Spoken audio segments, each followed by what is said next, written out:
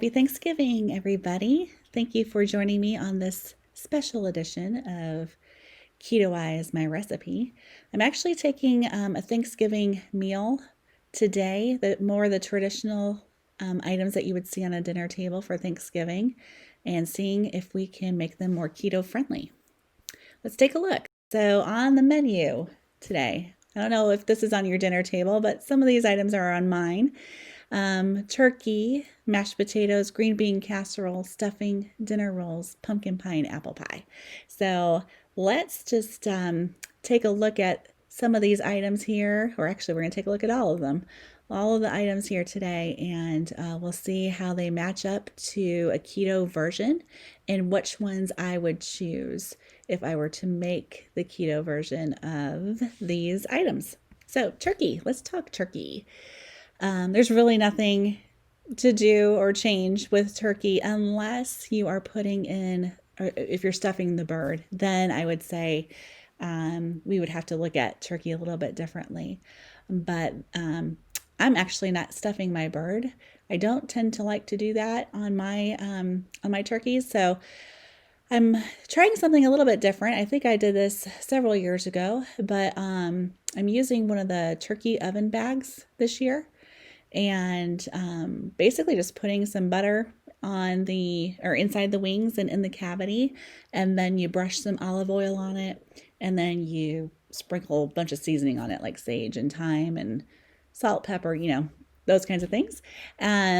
So that is my turkey, and that is the carbs and the macros that you see here are based off of that recipe. And you can get that recipe actually off of Reynolds.com.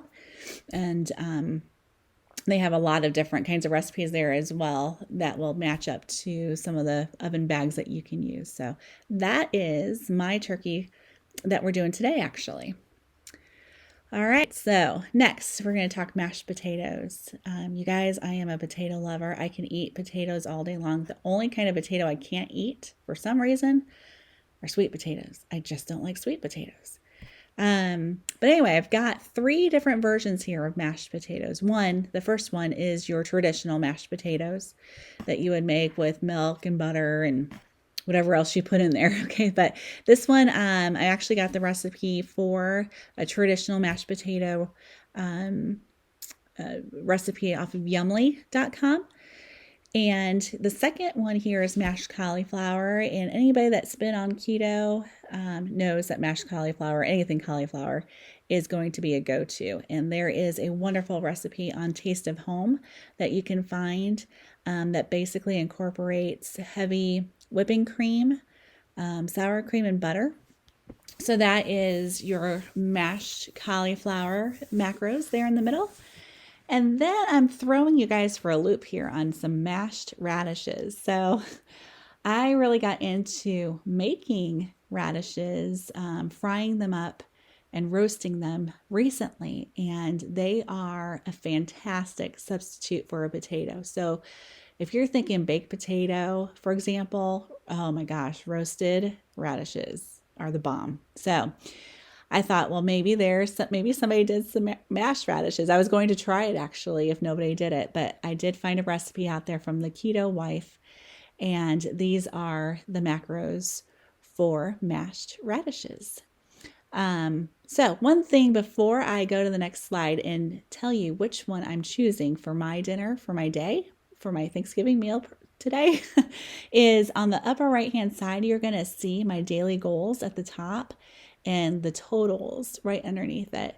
So I can calculate and see how, basically based off of the totals, I'm going to choose the winner of every category going forward to make sure that I don't go over my totals. So hopefully that makes sense, but I'm basing the winner off of my daily goals. Okay, so the winner is mashed cauliflower. And this really it came down to the carbs being so low, because I know I've got some other items coming up where the carbs are going to be a little bit higher.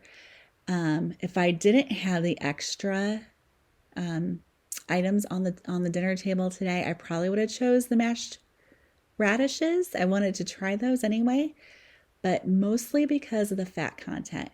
So if you are on keto, you know that it's sometimes very hard to get your fat content up. And I am trying to get to 90 grams of fat per day.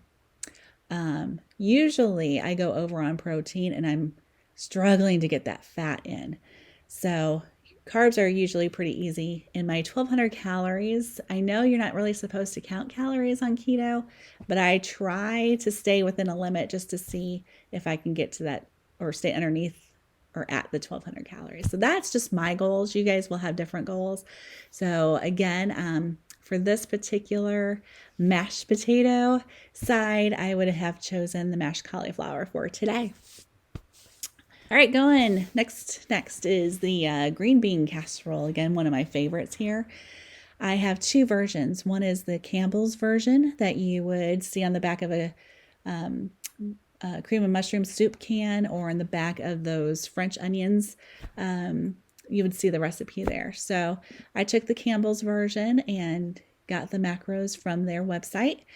And then I started looking for green bean casserole for keto. And there's a lot out there. But the one that came close to the Campbell's version, based off of the ingredients and stuff, is the Perfect Keto version. So perfectketo.com, you'll find that recipe there. And this was actually a struggle for me, you guys. I was trying to figure out which one I would pick.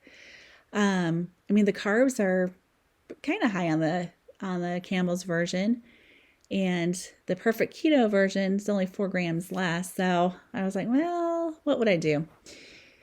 And again, it goes back to, I know I'm going to have more things coming up. So the one I chose for today is the Perfect Keto version, mostly because of the fat. I need to bump up my fat. So that is the version that I chose for the green bean casserole. All right. So you can see my my calculations there on the upper right-hand side. Let's see how I'm doing here. I'm not so shabby. So far, so good, right? All right. Next, stuffing. Oh, I love me some stovetop stuffing. Haven't had that in quite some time. I did take a look at some other keto versions of stuffing, and Carbquick actually has a recipe out there for their stuffing, which is very similar consistency, it looks like, to the stovetop stuffing. And then there is a cauliflower rice stuffing out there that I used last year, and I couldn't find that particular recipe. So the picture that is shown here is actually not cauliflower rice. It's actually cauliflower florets. But it is so good. Like that, the rice that I made last year and this one here too had the same seasonings. So if you have sage and thyme and rosemary, I think those are the 3 main ones to make stuffing taste like stuffing, if that makes sense. So those seasonings alone, oh my gosh, the cauliflower rice stuffing is amazing. The Carbquick stuffing I have not made yet, but that looks fantastic because you've got the chunks of celery in there and onions and things like that. So it's going to be more of that bread-based consistency. All right, so again, looking at my macros here, and I know I'm going to have some sweet things coming up here real quick, so I got to be careful. So my choice, my winner for stuffing. Okay, so the winner of the stuffing competition is the Carbquick stuffing. And that is basically because of that carb count is so low that I'm going to need to keep my carbs lower as I continue on this presentation here. You'll see, because I'm getting to some really sweet desserts coming up soon. So I need to be careful. Anyway, I'm still curious how I'm going to get my fat content up, but we'll see how that works here in just a minute. All right, dinner rolls, guys. I am not a real big bread fan, but if I were to have to choose a dinner roll, my favorite would be the King's Hawaiian sweet rolls. Those are the ones in the orange packages. I like those the best because they're moister and that sweet taste, obviously, you can't beat it.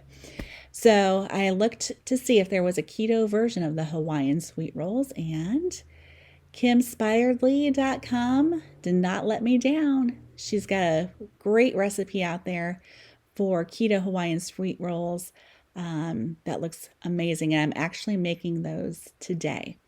Now, I did go and look for another type of roll and using Carbquick this time.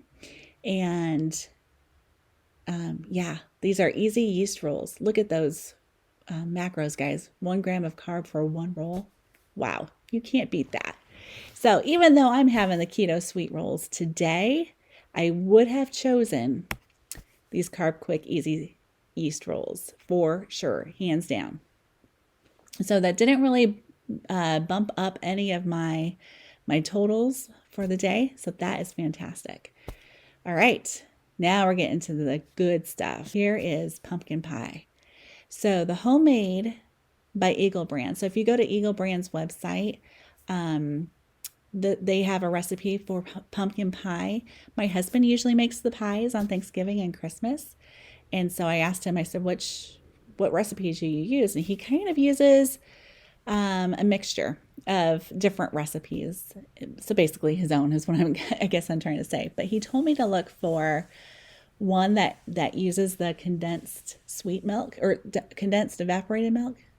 So Eagle Brand is the one that is the recipe that I chose because it very much was similar to what my husband makes. So those are the macros there for the homemade version. And then I went looking for a low carb version, and there are several of these out there, but we have to be a little bit careful. In my family, I can't use almond flour because my husband is allergic to tree nuts. And so even though I could swap the almond flour for something else, I was just looking to see what other recipes were out there. So lowcarbyum.com has a version with coconut flour as the crust, and there are those macros there. And then the last option are pumpkin pie fat bombs. And you guys, if you are on keto, and like I've been saying throughout several of these slides during this presentation, is that it's really difficult to get my fat up.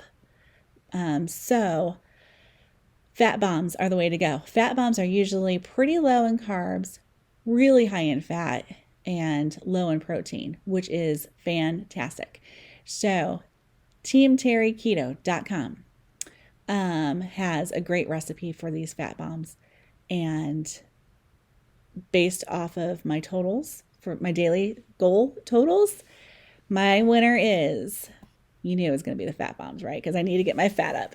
So look at what that did to my totals, though, you guys. Up at the top right-hand side, my fat content now is at 77 grams, which is great.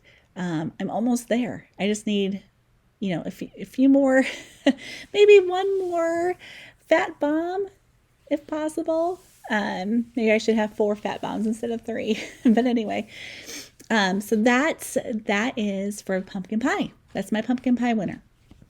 All right, next. All right, here we go. Apple pie, you guys. So my husband said to use the Betty Crocker Dutch apple recipe version. And so that was on the Betty Crocker site. Thank God that they had the macros already there. So I didn't have to do too much calculating manually. Then I went to look out for keto versions of apple pie, and I was shocked. You guys, they don't use apples, which makes sense because apples are very high in carbs. And so they switched the apples with yellow squash. So I got to thinking about that and going, what in the heck? That's going to be an interesting flavor, right? And my husband said, well, it may taste a little more like pumpkin pie, he thinks, but it would have the consistency of an apple pie. That might be something to try. So, all right. Then, as we know, I've been saying it for the last few minutes, my fat content is always too low. So I went out looking for an apple pie fat bomb, and I found one from hungryforinspiration.com. And those are actually made with apples. And if I forgot to explain what fat bombs, the size of those are. So if you couldn't tell from the pumpkin pie version, these are pretty small. Think of like your Buckeyes. If you had Buckeyes before, they're about that big. Or perhaps you've had chocolate covered cherries. They're about that size. So they're not huge. They're a bite size basically. So that is the carbs for the apple pie fat bomb. So my choice for today, in order to complete my daily goals, is going to be the apple pie fat bomb. Yay! So take a look at those totals though, guys. So this is really good. My carbs are over just a tad. My protein's about on par. My fat, perfect. And I'm below my calorie count, which is actually surprising because usually by this time I would be over my calorie count.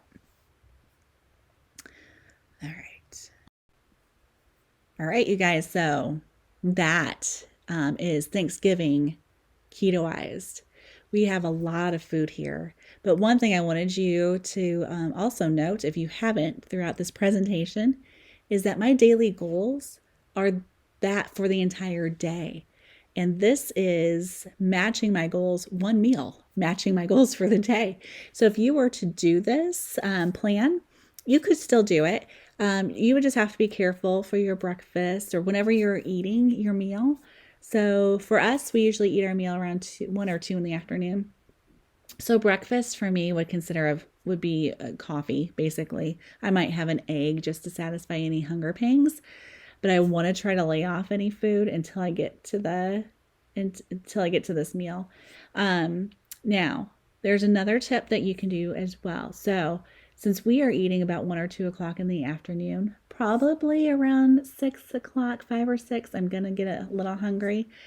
So my tip would be, these are all based off of 1 serving of each of these items. So I would probably cut my serving in half.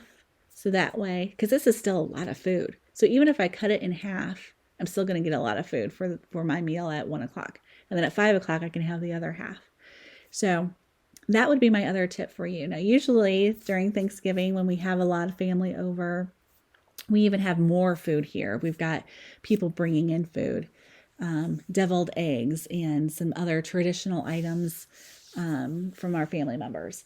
And we would literally stuff our faces all day. So this year is a little different with COVID and everything else. So we're having just my kids and my husband. And so our meal is going to be pretty small, but it does consist of all of these items except for the apple pie. He was going to make apple pie, but he chose not to do that. So anyway, it consists of all these items. So at any rate, I hope that you all have a blessed Thanksgiving. Enjoy your families as much as you can and stay safe, you guys. Okay, until next time. Bye.